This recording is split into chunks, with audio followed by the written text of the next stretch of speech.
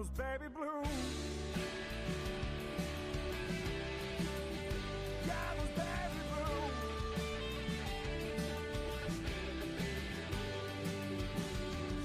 A broken man without a path,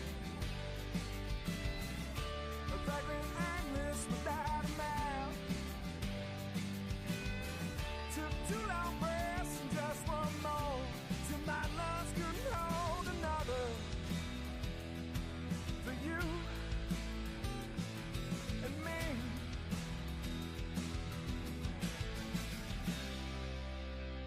and those baby blues. Yeah, those baby blues.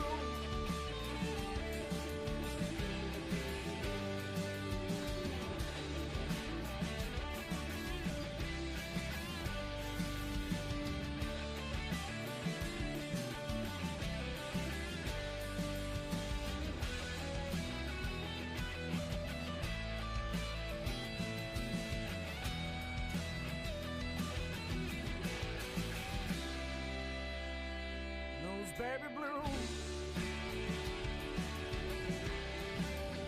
Yeah, those baby blues.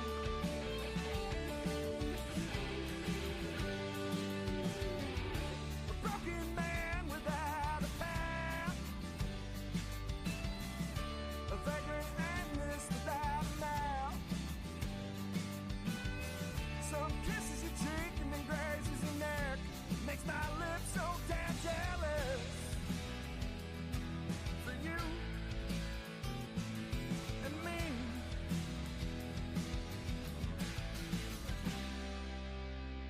and those baby blues. Yeah, those baby blues.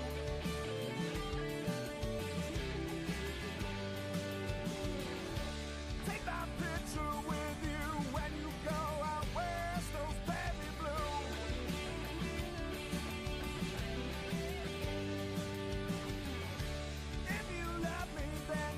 Say it with your chest, those baby blues. Now, don't forget about me, yeah, I will do my best, those baby blues. Oh, that's true for me and you.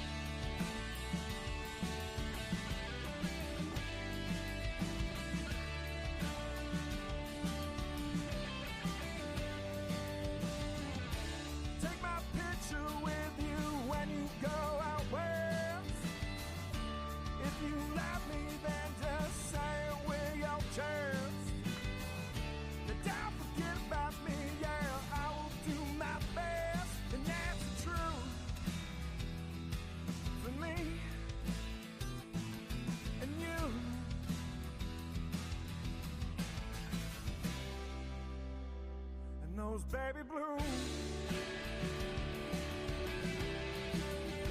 Yeah, those baby blues.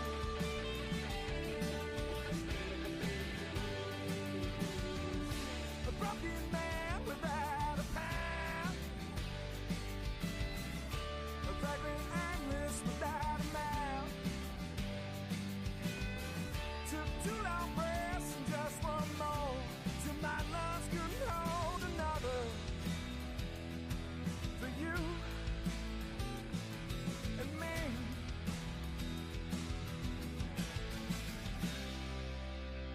and those baby blues. Yeah, those baby blues.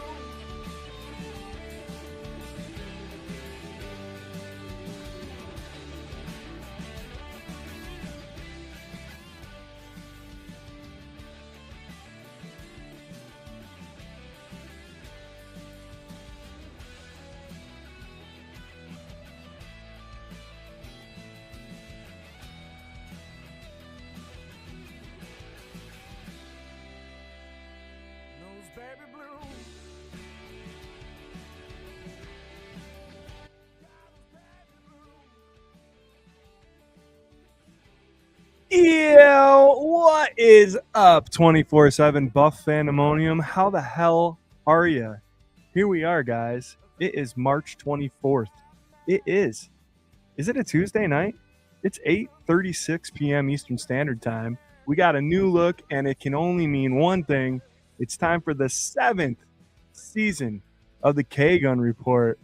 I'm your host, Swank. We are so excited to kick this 7th season off with all of you guys. We can't wait to talk to you all about the new accusations. We can't wait to talk about what you've been up to. We can't wait to talk about Joe Brady. We can't wait to talk about everything. Buffalo Bills, man. Oh my God. You got me, you got Scooter. In typical fashion, Jerry's trying to log on right now. So get your over-unders ready. It's season 7 of the K-Gun.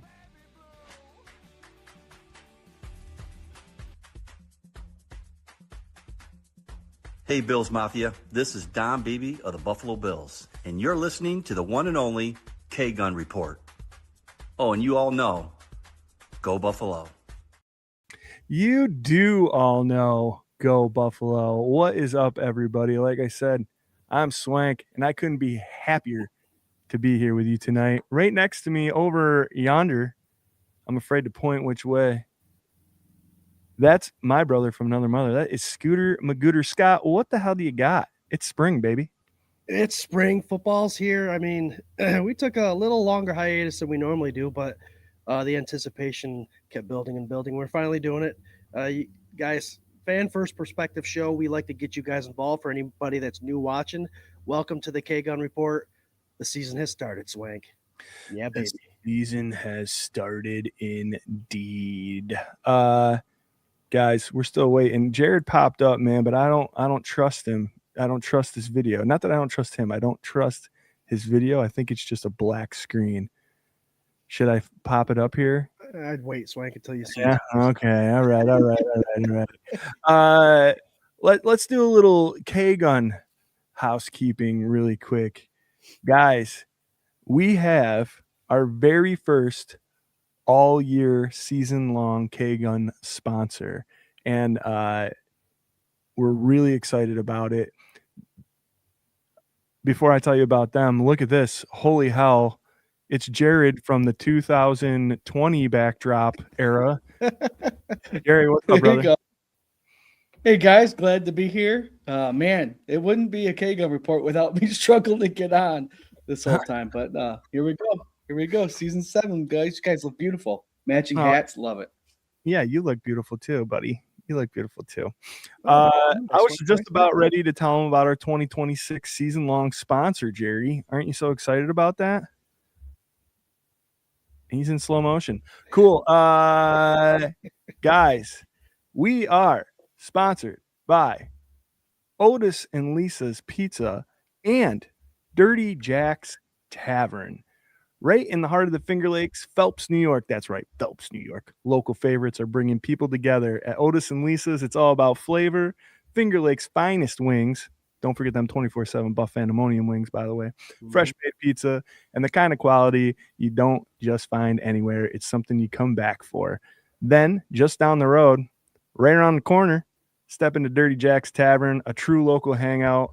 Cold local beers, a welcoming atmosphere, a place where everybody feels at home. Owned by Andy and Lisa Mattoon, it's more than great food and drinks.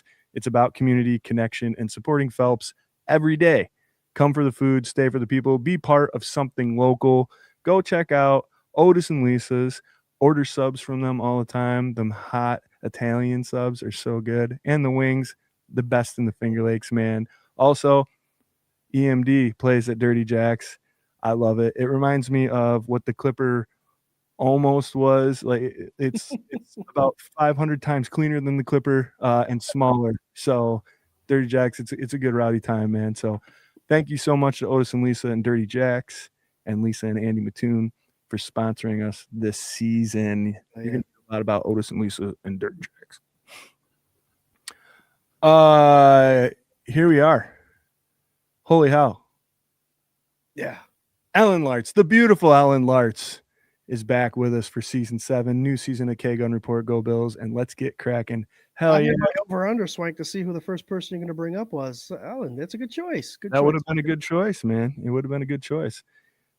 Uncle James in the comments, that would have been another good choice, man. Everybody just fighting for that first comment. What's up, Mafia? Thank God we back. Hell yeah, sir. We got our boy Doug. What's up, Doug? Let's go. Boys are back and better than ever. Woo. Thanks, brother. Good to see you. Oh, the first one of the year. Is Sparta. This is indeed Sparta. Mafia, mount up, baby.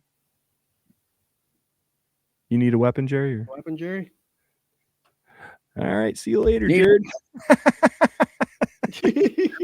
Buffalo Spartan, what's up, brother? We're right back. We just picked up right where we left off in season 6. Yo, it's right there. Anything consistent about the K Gun Report, it's It's City inconsistent. service. Yo, we got the good Dr. Bruce What's up, in the Bruce? comments. What's up, brother? Good to see you. We got Shane Becker. Go Bills. Hell yeah, Shane. Good to see you, brother. Our local weather lady, the best of the best. That's Lisa Johns. And where would Lisa be if John was not? John's. Hey, Swank. Hello, everyone. What's up, guys? Love you so much. Lisa giving you a hey, Scott. What's up, Lisa?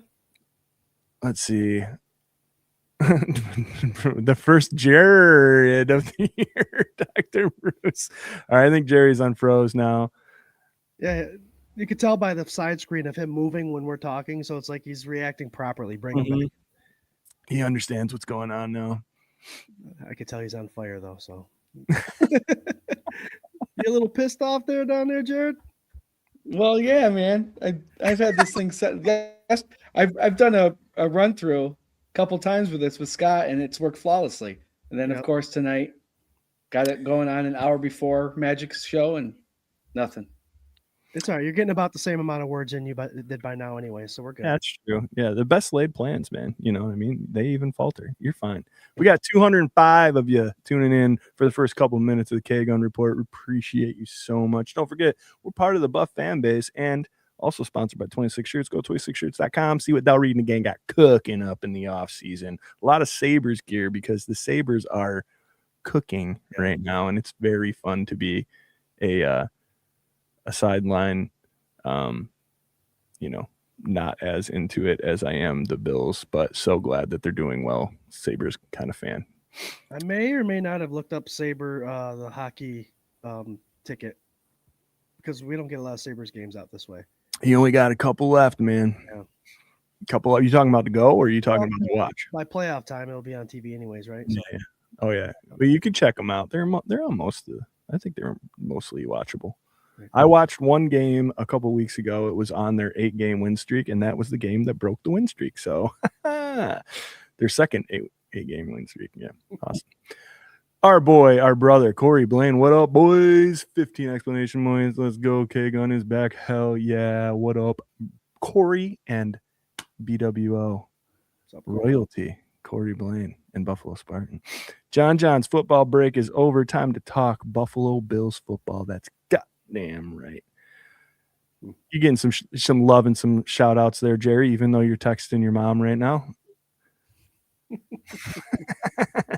The second Jared Reed of the night comes from Jared Reed. Jamie Norson, season 7. Wow. Yeah, man. I did want to talk about that for a hot minute. We've been doing this show for 7 years. This is the beginning of the 7th season consecutively that we've done the K-Gun Report. I know like last year or the year before, I went through and counted every episode of the show that we've done, and it's well over the 200s, but it's, it's just gnarly. Scott, I'm not trying to put you guys on the spot here, but what is one of your most memorable moments from this show? And give me a specific moment. Don't give me like the brotherhood of the love of the whatever. Give me something specific. It is specific. I was on vacation and still being able to live stream with you boys.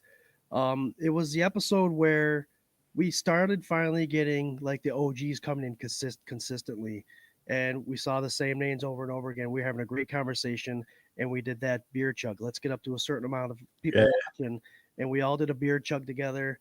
That that was a special moment. That's when I realized, people are starting to. I realized we were growing at that point, not just like a stalemate thing. So it's like it was a beautiful thing for me, a confidence booster, and it felt really good. That was one of those really good episodes that I had a lot of fun with doing. That's awesome. Jerry, you got one queued up, buddy? Yeah, my most memorable show as of to date was when we had Mark Maddox lined up to come on, and he lost track of time, and we're just about to close out, and then bam, he shows up, and we talk for an extra 45 minutes or so, and I'll always remember that one just because the way he came in was kind of like I do, but also he just fit right in. It's like this first show we ever had with him. But he gelled with us so quickly. It was just like natural. And that's why he continues to come on year in and year out. So it is like one of my favorite things that all of the players that we've had on like just seem to be so chill and fall into like that, like our kind of demeanor and hang. And they're just like so enjoyable to talk to and knowledgeable, obviously, and fun. Like, and Mark is like absolutely just like that, like, quintessential like meet your hero kind of guy. He's always just been so cool. And one of my favorite parts about that story is that people were turning on us like we lied to them, like not anybody that's here now, but it was like people that were popping in just because they heard Mark Maddox was going to be on, and they're like, you guys are a bunch of liars, there's no way you're getting them anyway, blah blah. And then he pops on and we're like And the rest, yeah, that settled too. That was nice when you're reading the comments and all that was happening, and when he pops on, you did have that like relief, like okay. It's real. But yeah, man, what a great time. I'd say there's so much stuff, man. I'll go another player, man. Andre Reed. Talking to Andre Reed, Uncle Andre, and hashing it out with him. That was another one of those stories where, live streaming is like something that is just, there's so much to it. Once you try to build it and you try to go, and the way my brain works is the same thing with like music, where it's like, okay, well, I did this, now I want to do this, but now I got to learn this and blah, blah, blah. And you just keep going and going and going. It's like when Scott goes through the fog, there he is. But in that show, I'm like speaking to like one of my heroes. Like 13-year-old Justin was raging inside of me. Like, this is amazing. Like, I can't believe we have this opportunity. And in that show, you can go back and look at it, my headphones were cutting out. I couldn't hear what anybody was saying in certain parts of the show. So I was like messaging these guys being like, I was so bummed because it was so great. I could tell how great it was. And then I would get like 2 minutes and I'd be like, oh, it's fixed. It was so weird. It was just like, all of a sudden then the audio would pop on and I'd be like, and then it would pop out again. And I'd be messaging these guys like, hey, if he asked me anything, like, you guys let me know. Cause like cause I was just like, like the whole time. But yeah, I mean, that's kind of like the beauty of all this stuff. It's like, you learn on the fly, and it was such a great show. I watched it later, to catch the parts I missed, but like, it just was like so cool.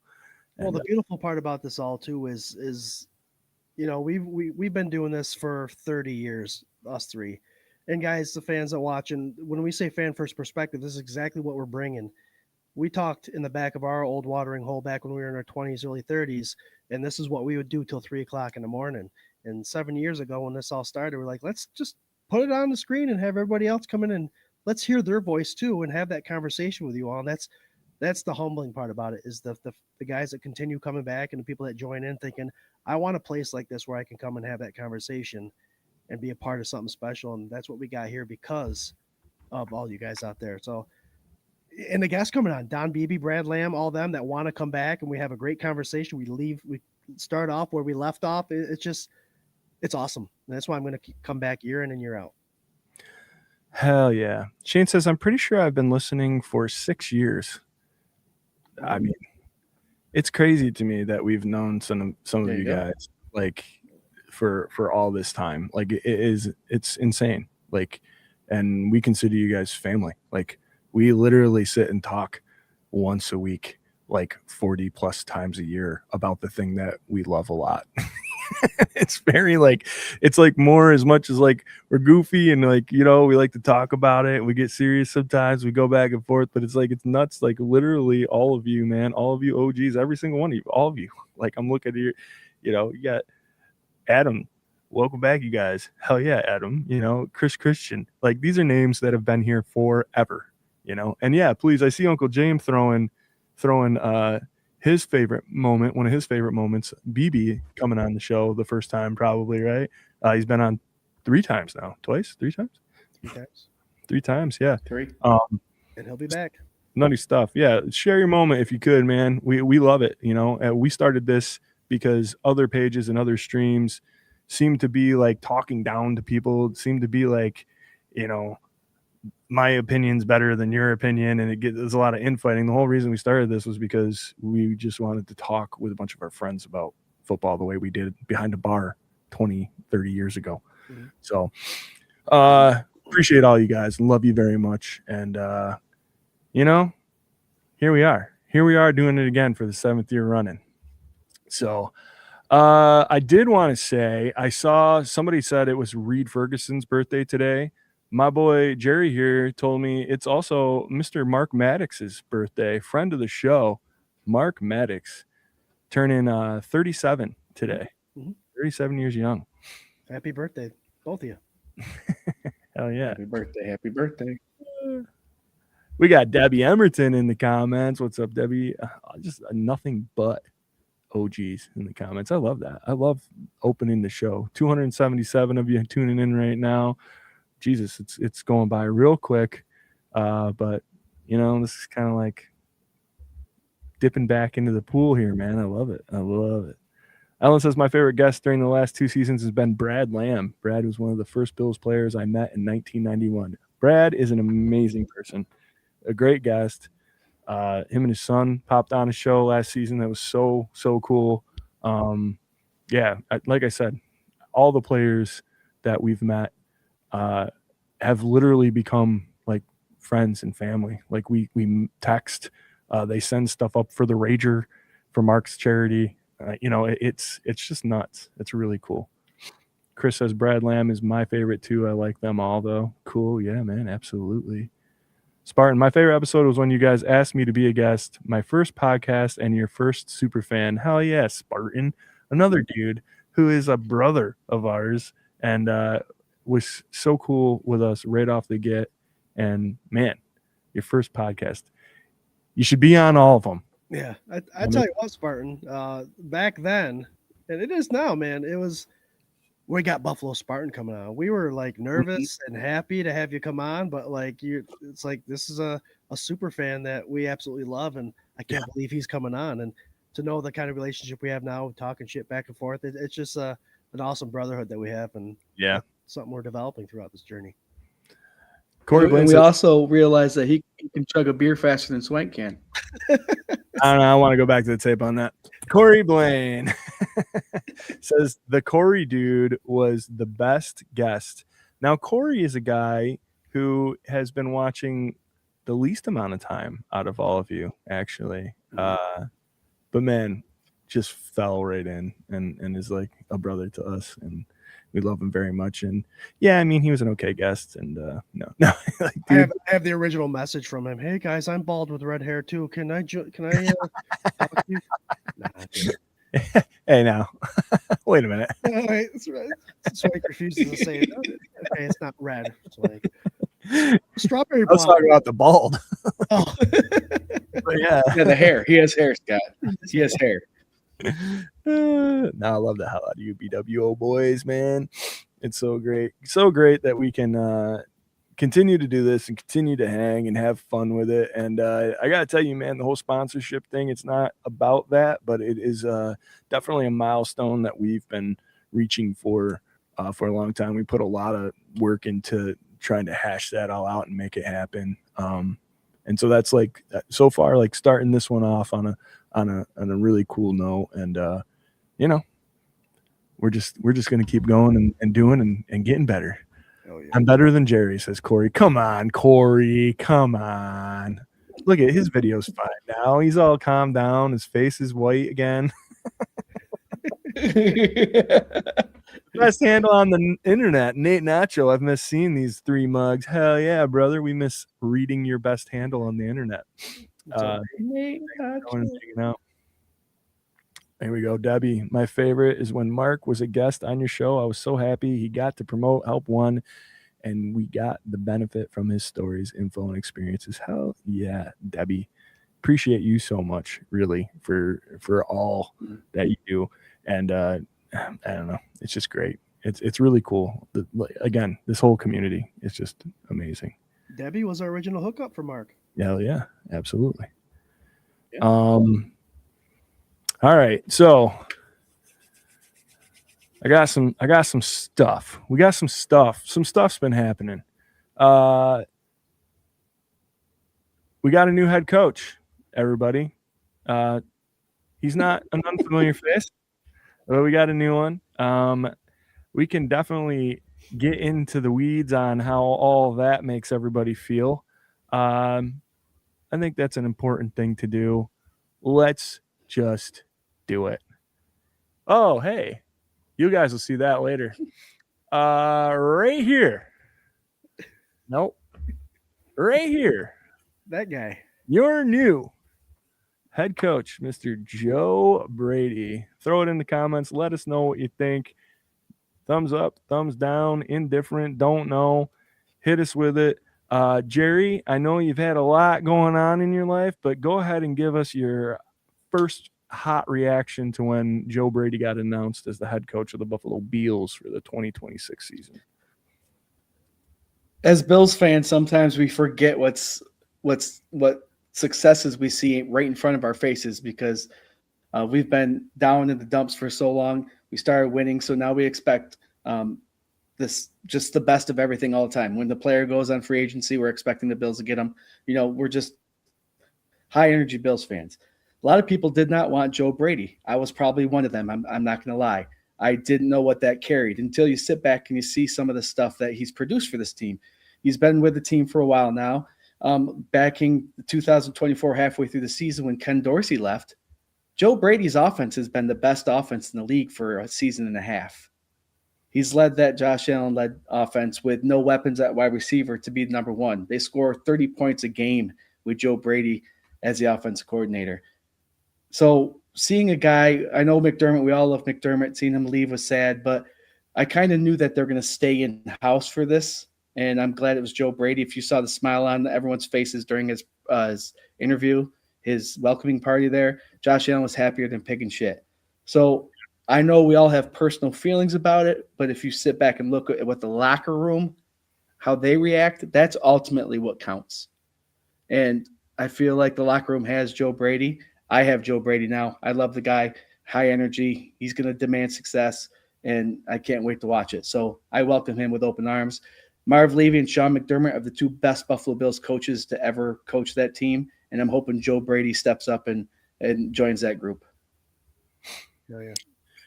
Yeah, it's nuts because I think McDermott on paper was more successful in a lot of areas. Maybe not consistent advancement as far as like how deep into the playoffs and reaching the Super Bowls and all that stuff. But it's interesting, man. Scooter, give me your take here next. Jared hit a lot of points that I was going to take, but I did want to remind people that when Brady started, he had Josh Allen at the helm, obviously, and Josh Allen became the MVP.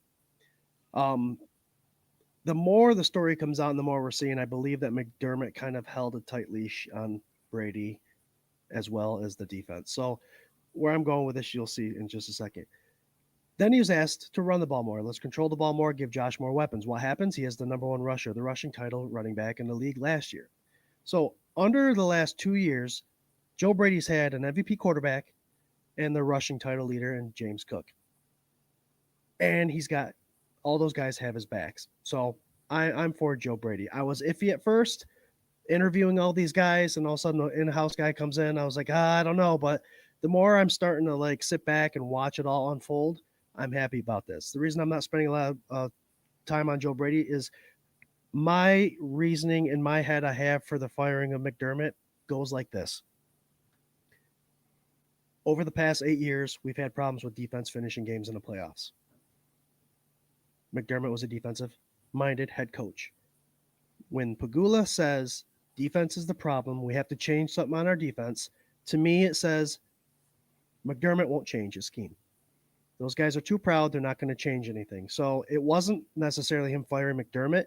He had to change the defense, and in doing so, you kind of force the hand to change the head coach. So I think they love McDermott. I think they have the most respect for him.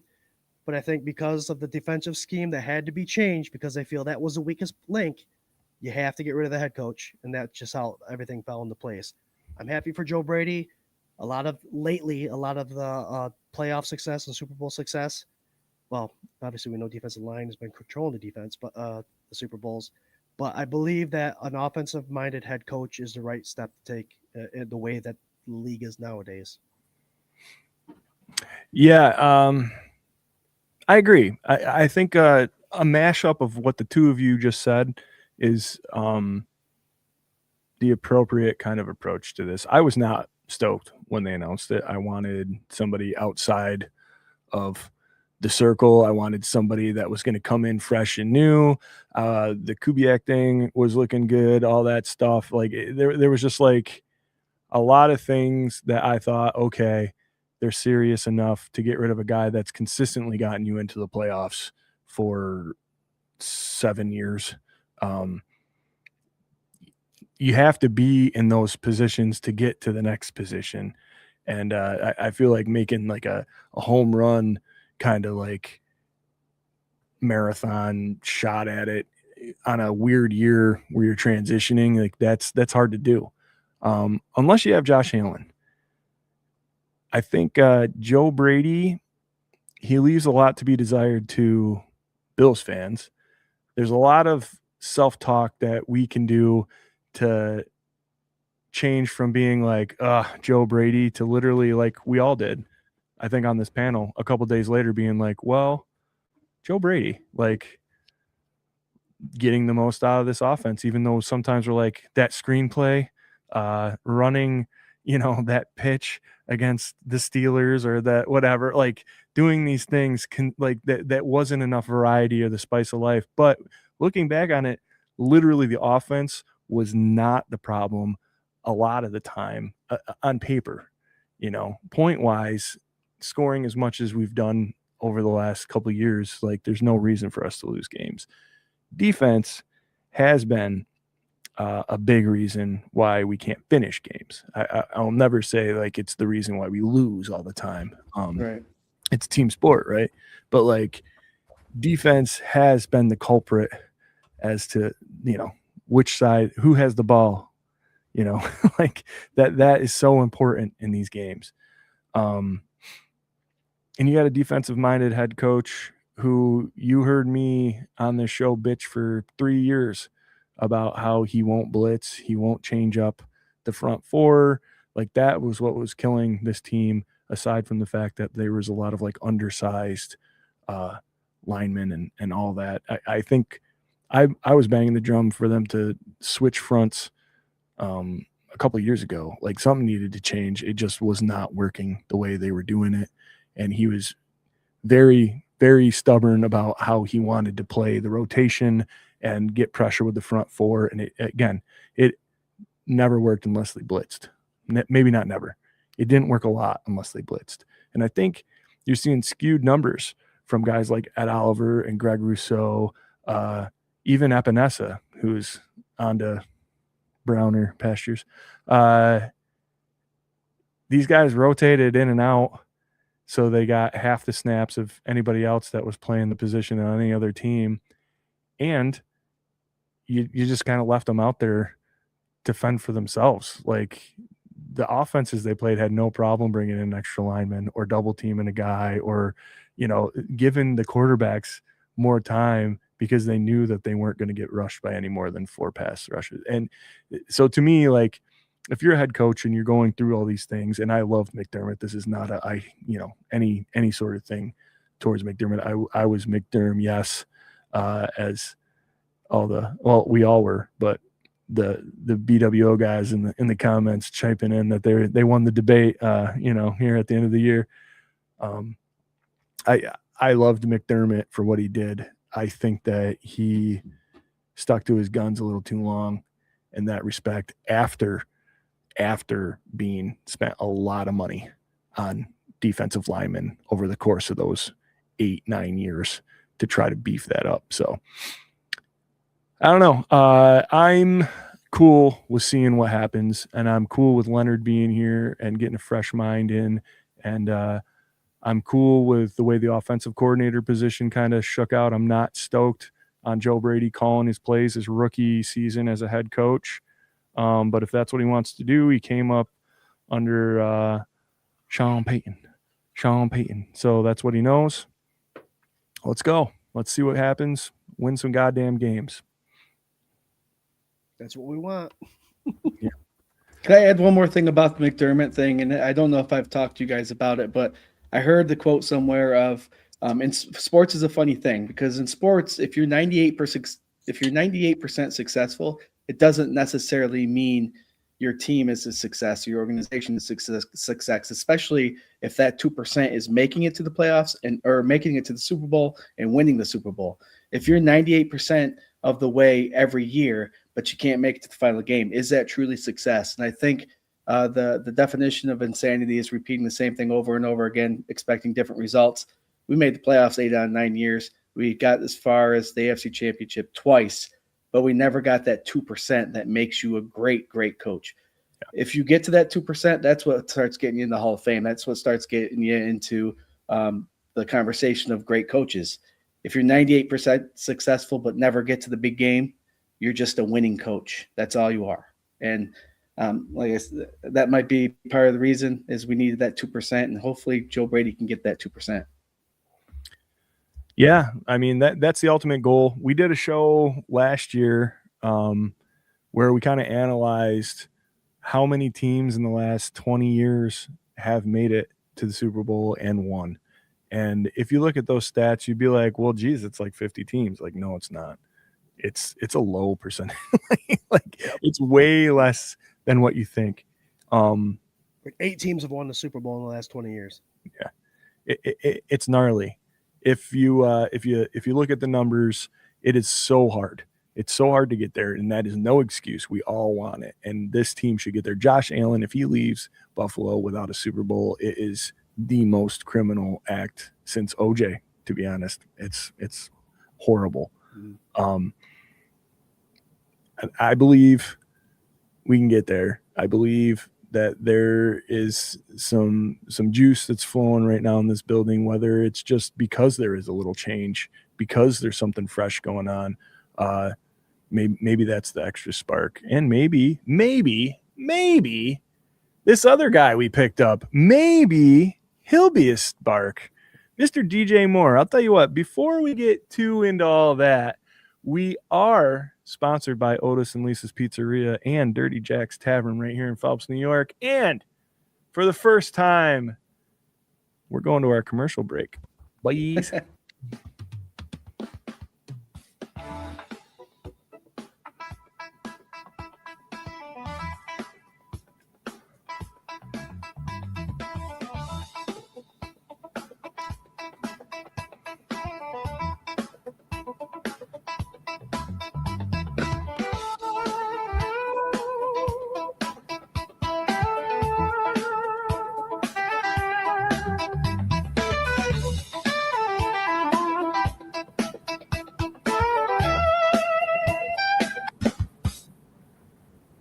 I believe that was Jared playing the saxophone.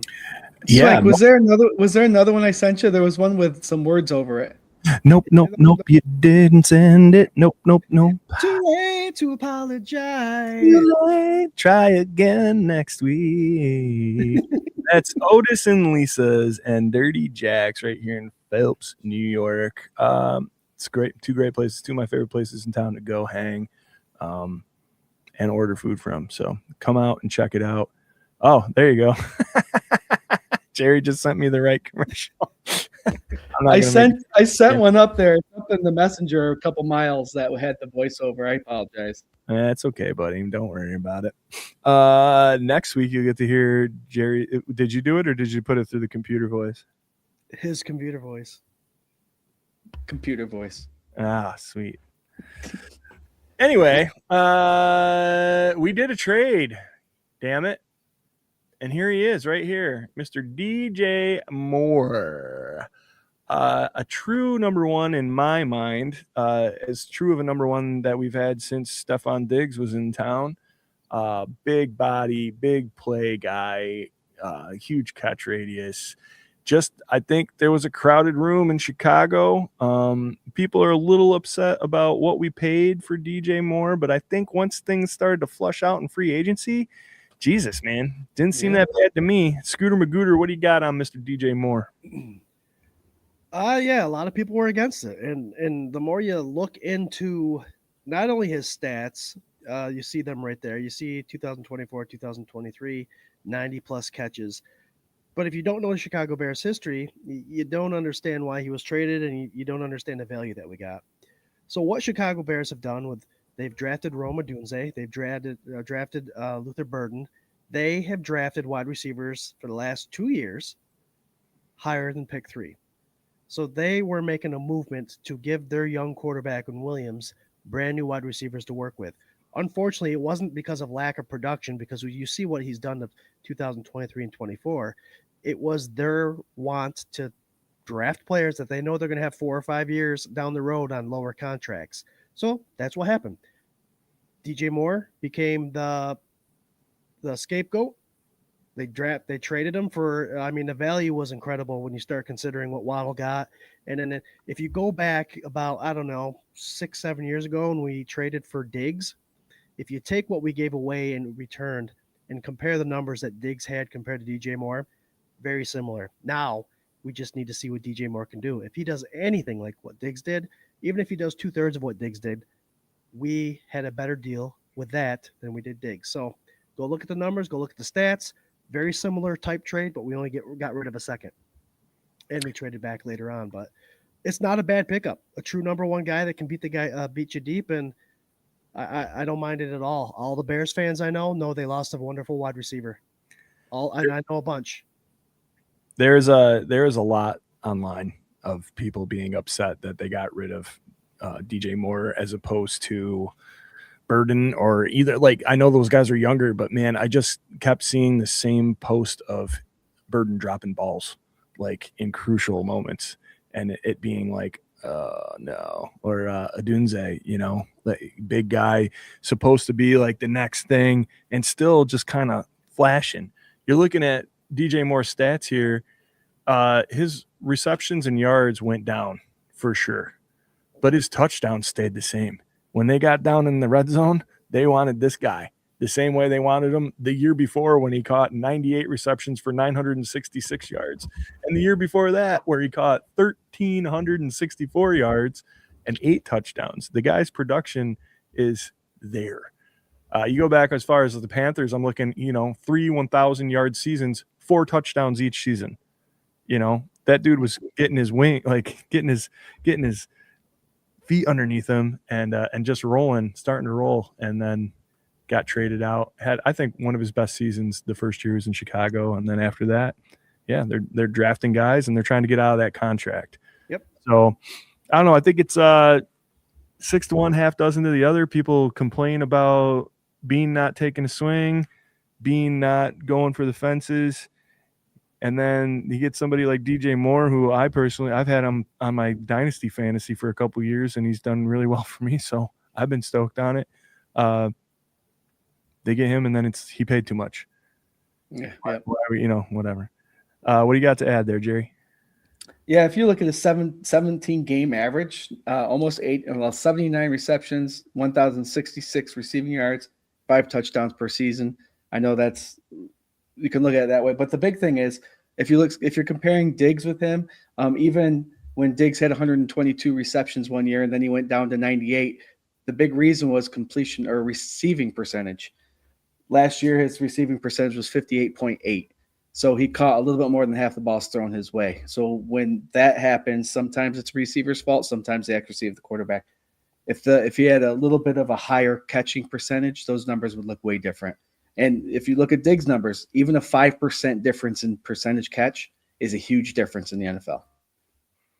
Oh yeah, absolutely. And going back to it, it's their job. They got to catch every ball that they've ever been thrown. Every single one, damn it. No matter what quarterback is throwing him the ball. Anyway, yeah, DJ Moore, man, got us a flashy wide receiver, and there's still guys out there on free agent. I mean, I really want to know what's going on with Ayuk. I really want to know what's going on with some of these other guys that are like hanging on out there. Obviously, their value is dropping every day that goes by. The closer we get to the draft, things are going to be interesting that night. I think you're going to see a lot of moves. Let's see. Going to our favorite site here that Scooter Magooter turned us on to, our lads. This is the depth chart right now as far as the offense is gone. We did trade for Mr. DJ Moore. You can kind of see where things stack up here right now at the wide receiver position. I want to switch over to defense because we did get another end. It's not the guy that everybody thought or even knew was available or whatever, but Bradley Chubb, man. I am okay with this move. I know, you can call me a homer. I don't care. Look. Would you look at that? Would you look at this? He's just here it is. I want a career. There we go. Sacks, man. His last 2 healthy sacks or healthy years, he's got 19 and a half sacks. Like, go do me a favor, everybody. Go to Google right now and tell me the last time there's an edge rusher on the Buffalo Bills that had that many sacks in 2 seasons. Yep. Can we add the fact that he was playing for Miami, and Miami loses most of their games?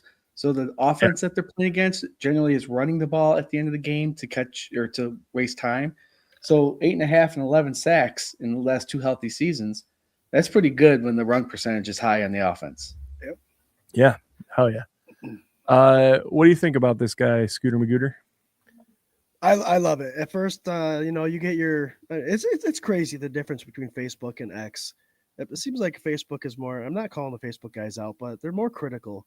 X seems to be less critical. So when you look at the 8.5 sacks alone last year, that's more than any sack total that any of our defensive ends or outside linebackers had.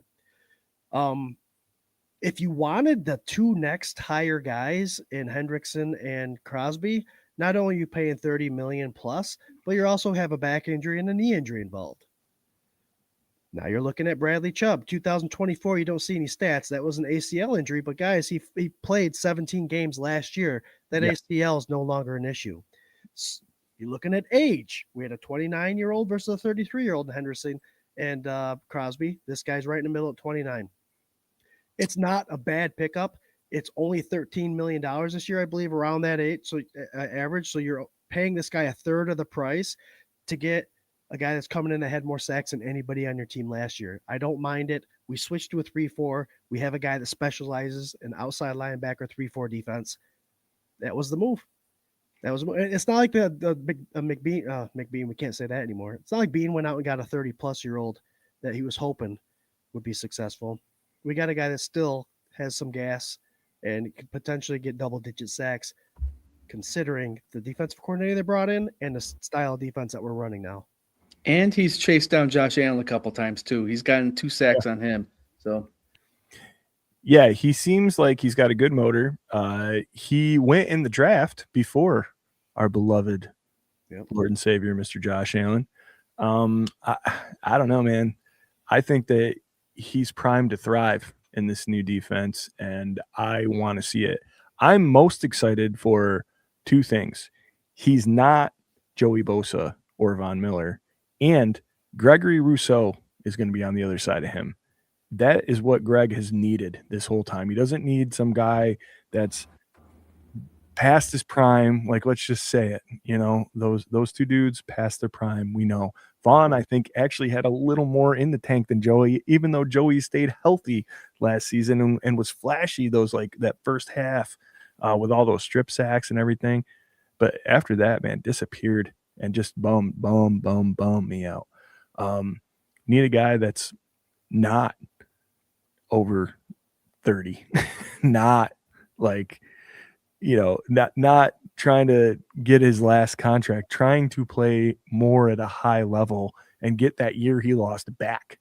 That's what this guy seems to be playing for. And I'm pumped on it, man. I think you need a pass rush in this league. The way this is going to be set up, the way the Broncos played last year, if we get any little bit of that, I am very, very excited, especially with this edition. Von Miller, by the way, had 9 sacks last year. On that note, Gregory Rousseau changed his number to number 15. Do you think there's something behind that switch? I mean, that's his college football number. Do you think he's going back to when he was really a monster on that defensive end? That he's just tapping into that? Can I jump in here, Spike? Yeah, of course. So, again, go back and look what style Miami Hurricanes played. Gregory Rousseau was not only an edge rusher, but he also played the 3-4 defensive tackle spot. So I think, and I continue with this, Ed Oliver was drafted because of what he did, and he played on a 3-4 specialized Houston defense. So a lot of these guys that we brought in were based on the talent of running the 3-4 and defensive tackle positions. So I think Gregory Rousseau changed his number to 15, not only because he can, and that's a good number for him. I like it on him, but it's going to take him back to when he dominated in college. He was able to play the edge, the outside linebacker, and the defensive tackle in the 3-4 defense. And hey, if you're struggling, if you're not doing what they brought you in to do, change something up. And this might be the fire that he needed. Ooh, the first one of season 7. Name, I'm over the track. Yeah, I said it. What you need to do is get back. Look at Scooter getting all fired up in March.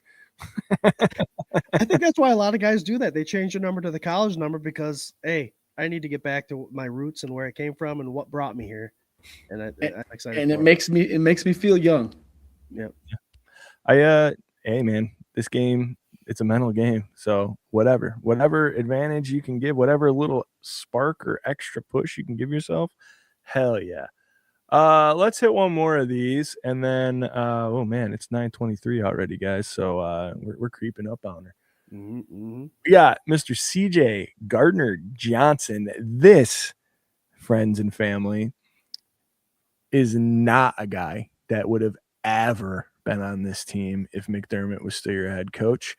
He is chippy. He talks shit. He is a fight starter. He is physical. He jumps routes. You could either live or die with this dude, but there's one thing for sure. If you have the ball and you're near him, he is going to drill you in the mouth as hard as he possibly can.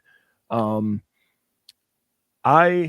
am of a mind where I like my lovable Buffalo Bills. I like the Golden Retriever and Josh Allen. I like Deion Dawkins. I like these nice, lovable characters, but I kind of like a CJ Gardner-Johnson if we don't get the I'm going to be on 5 teams for the next year CJ Gardner-Johnson. If we get the I want to come here and I want to play for a championship, like if we get that guy and he wants to fire people up and he wants to get in people's faces on game day, I'm all about that. I think him paired with Bishop is a nightmare. That is an absolute nightmare in those packages. Like I don't know what slot receiver is going to want to be going over the middle with these two dudes crossing to take his head and his knees out at the same time. Like I'm stoked to see what happens with it. But what do you think, Scott? Yeah, can I ask Scott a quick question? Because he always compares Bishop, and he said Poyer were a great combination for each other, right? When Tyler Rapp was in there, they were kind of the same player, but Bishop and Poyer were the same type. They fit well together. Mhm. Does this guy, C.J. Gardner-Johnson, fill that Poyer spot? Like, I believe he will, because like he had 3 sacks last year. He comes up into the box and makes those hits. He had 6 interceptions 2 years ago. He had 2 this past year. I think he fits that Poyer. Do you think he fills the Poyer spot well?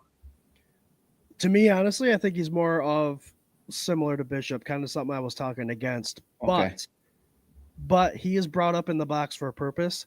He does know how to play that deep zone where Bishop can play in the box. I mean, the 6 interceptions, 2 years out of the past 3, I believe it was. Swank, you got the stats there. 2 years out of the past 4. 2 out of the last 3. Yep. Sorry. Ball hawk, when given the opportunity, can play that zone. But what I'm excited about is I'm glad the order happened the way it did. Bring in your new defensive coordinator, a defensive coordinator that you understand is more aggressive, has great edge rushing capabilities, and has a wonderful secondary. Then bring in a guy that's known to ball hawk and can come up in the box and wreak havoc on wide receivers. I love that combination. Swank, you're right. McDermott would have brought something else other than someone like him. It may be the spark that this Bills defense needs in the secondary to just put them over the top. Very dangerous guy. He used to be a corner. He plays safety now, understands that position very well. And I love that move. I was skeptical at first, but the more you watch, this is something they needed. If we're winning, I think this dude will be fine. So all you have to do is just win. And I like that. I like there being, I guess, like a little bit more of like more consequence to losing, like not just that like you're questioning yourself and you're bummed out and sad, but also there's a dude there being like, what the like, like we kind of need that guy. And at least one of those guys or a couple of those guys. We don't need to kill the culture here in Buffalo, man. I think that is absolutely what's made them persevere through these years. I don't discount that at all, but I think having a guy here, not having like those certain like fences up because of a character guy, letting him come here and be the best he can be, like you said you were doing for everybody. But it seemed like these kind of players, they weren't welcome at all. I don't know. I guess it's just like a different time for me. I still don't want like dude makes Josh Allen sad. I'll be pissed. I'll be very pissed. But like he's on offense, so he's Josh Allen. I don't know. This isn't a Stephon Diggs thing. I think this is Do you think that locker room with the culture that has developed over the years kind of keeps that under control? And do you think Josh Allen, because he's been known to get excited and fired up too and talk shit, do you think this might be a healthy addition because of that? You have to be flexible. You got to be flexible. You have to allow this in the locker room. You have to, but you can't let it take over. And with the guys that the Bills have, I believe will not let it take over. I think there's a happy medium here. They're bringing in some spunk, but the guys that are already there won't let it get out of control. And that's the part of the culture that we're talking about. Yeah, man, 100%. I think it's as long everything in moderation. Like as long as you do that. My grandfather always used to say everything in moderation. So yeah. But don't ruin my Bills. Just don't ruin my Bills. Adam's talking about Benford had a hand injury. Did anybody hear about this? He's wearing a big cast. I'm sure he'll be ready for training camp, but it's out there. I'll be honest, Adam, man, it took me a long time to get back into what was going on. And free agency in the start of the new year absolutely did it. I was back. As soon as the Moore thing broke, I was like, here we go. It's like, I'm back, dude, 100%. Before that, I was like, I am enjoying not being stressed out about this. Like, I'm enjoying, like, just taking a little mental break and whatever. But I'll tell you what, man, now I am 100% just like right back in it. I can't wait. I sat there for 3 straight days refreshing Twitter forever, dude, hours. So I'm looking at it. It looks like Benford was in a soft cast, as of somebody mentioned that about 4 hours ago on Instagram. But I will say back in 2022, he did fracture his hand and wrist. If it's a soft cast, I'm assuming they probably went in there and cleaned some stuff up. They probably didn't reconnect anything. They probably just got a little bit of shrapnel out of the way. A little shrapnel, no big deal. They did a scopy, an arthroscopy or something like that. A little scappy, a little shrapnel and a little scappy. Well, guys, if you know us, then you know once it hits 9:30, we done with the show. We're gonna go just a couple minutes over, and that means this. Here we go, folks. We're in overtime. That's right. We're in overtime, and look at this. Look at this. Quick fingers there. Like, hey, yeah, no, I was practicing a little bit. Yeah, you might have noticed we got us a whole new look, man. We're trying to come into this season just guns a blazing. I'm actually super glad that the Scott name and the Jared names match up because we didn't have a chance to try that out. So I just assumed camera 2 and 3 would be Scott will be here first, Jared will be last. And I was right. So that's good. There you go. But yeah, I want to thank you guys so much for tuning in here. Don't forget our 2026 sponsors for the entire year of season 7 of the K Gun Report are Dirty Jack's Tavern and Otis and Lisa's Pizzeria, right in the heart of the Finger Lakes, Phelps, New York. 2 local favorites are bringing people together at Otis and Lisa's. It's all about flavor, Finger Lakes' finest wings, fresh made pizza, and the kind of quality you don't just find anywhere. It's something you come back for. Then just down the road, step into Dirty Jack's Tavern, a true local hangout, cold local beers, a welcoming atmosphere, and a place where everyone feels at home. Owned by Andy Tuner and Lisa Mattoon, it's more than great food and drinks. It's about community, connection, and supporting Phelps every day. Come for the food, stay for the people, be a part of something local. That's Otis and Lisa's Pizza and Dirty Jack's Tavern right here in the beautiful Phelps, New York. Come hang out, have some beers. We did a live event at Dirty Jack's last year, and it was super fun for the Bengals game. I don't know. Might be trying to do a little more of that this year. We'll see what happens. We're really trying to focus. We're trying to focus, guys. Let us know what you want to see, and we'll. You went blurry. You did that. Perfect. All right, we're gonna do some final thoughts, but real quick before we do that, Jamie's been back. He wants to know who we drafting.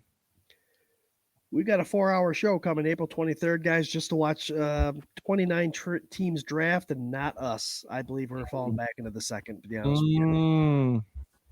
No shit. Yep. Well, Jerry, what do you think? Oh, how they did it back in 2017 when they traded up to get Tremaine Edmonds. Maybe they do that again this year to trade up to get Jacob Rodriguez. Wouldn't that be something? Ooh, what about Casey Concepcion? Concepcion. Get that dude on this roster and then see all the wide receiver heads explode. Dude, I was watching some highlight reels of him. Oh my god. It's a sexy pick, Swank, but a lot of people are saying we traded a second for a wide receiver. Would we really go for our first 2 picks and get wide receiver? I think we did it with defensive end one year when McDermott was here. Boogie Basham. Boogie and Shaq, I think, right? So, I mean, Boogie and Greg.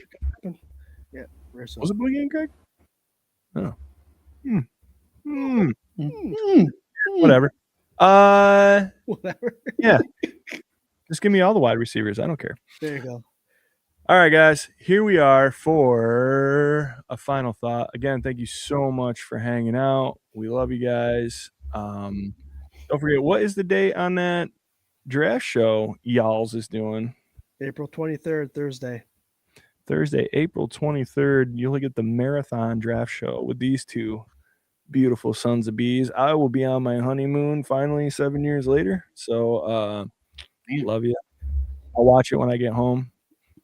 But next year I promise to be on the draft show. This will be the second, I believe, that I've missed. 2 in a row.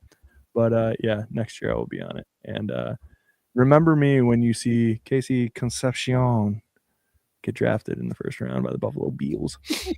Jerry, what do you got for a final thought, brother? Jerry, what do you got for a final thought? Final bro? thought. Season 7, we are back. Wouldn't start. Oh, is it not working? Did I get unplugged? Are we You're, here? you're here, dude. I just had to say it twice. So Okay. Oh, okay. Yeah, season 7's back. We're back on the K-Gun Report Tuesday. Again, we met a couple weeks back, and we're looking for bigger, better things right now. You guys are joshing with me or something, but I can't wait to talk football with you guys. A little bit more detail next week. And until then, be good to each other. Go Bills. hell yeah, go Bills. You Yeah, guys man. can't do that to me. You're throwing me off big time. We're just it's season 7, episode 1. Jared. You are 3 good seconds behind us right now, just so you know. I feel like maybe it is.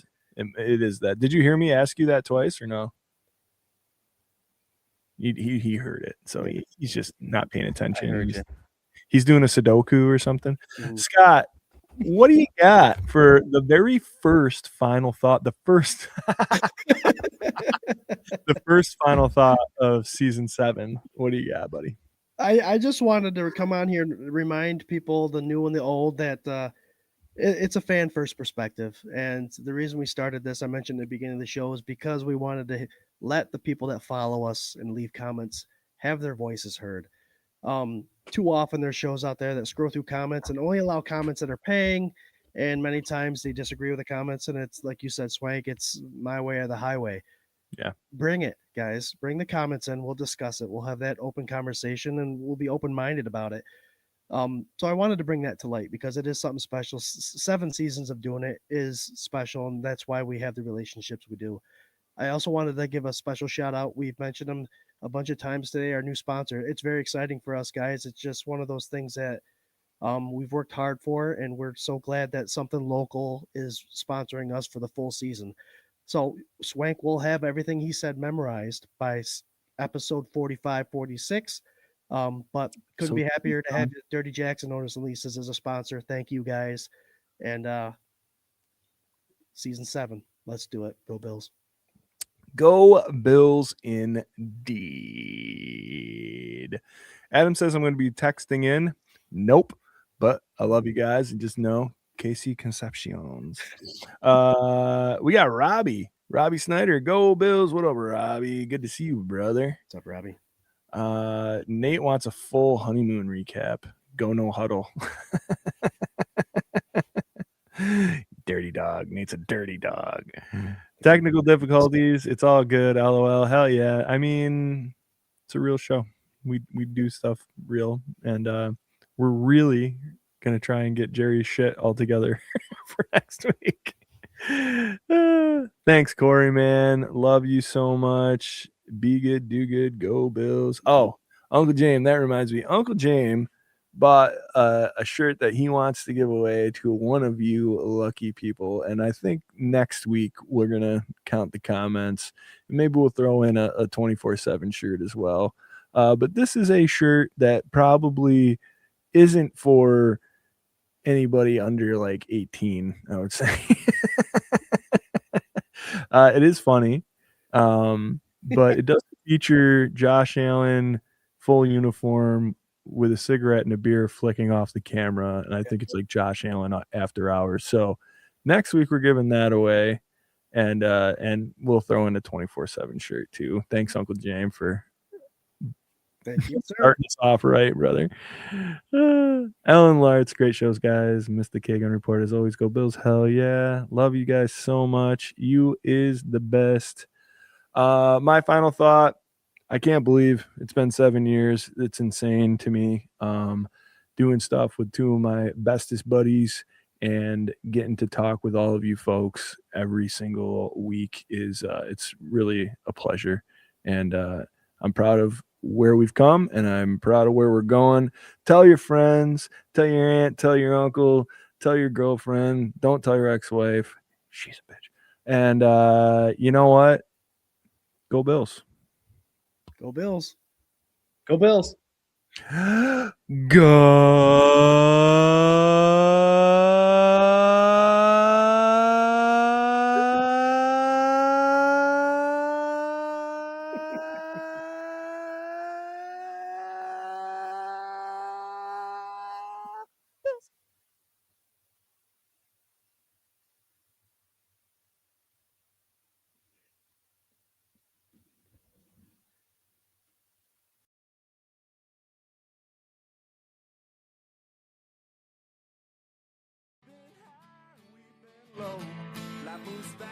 take it slow.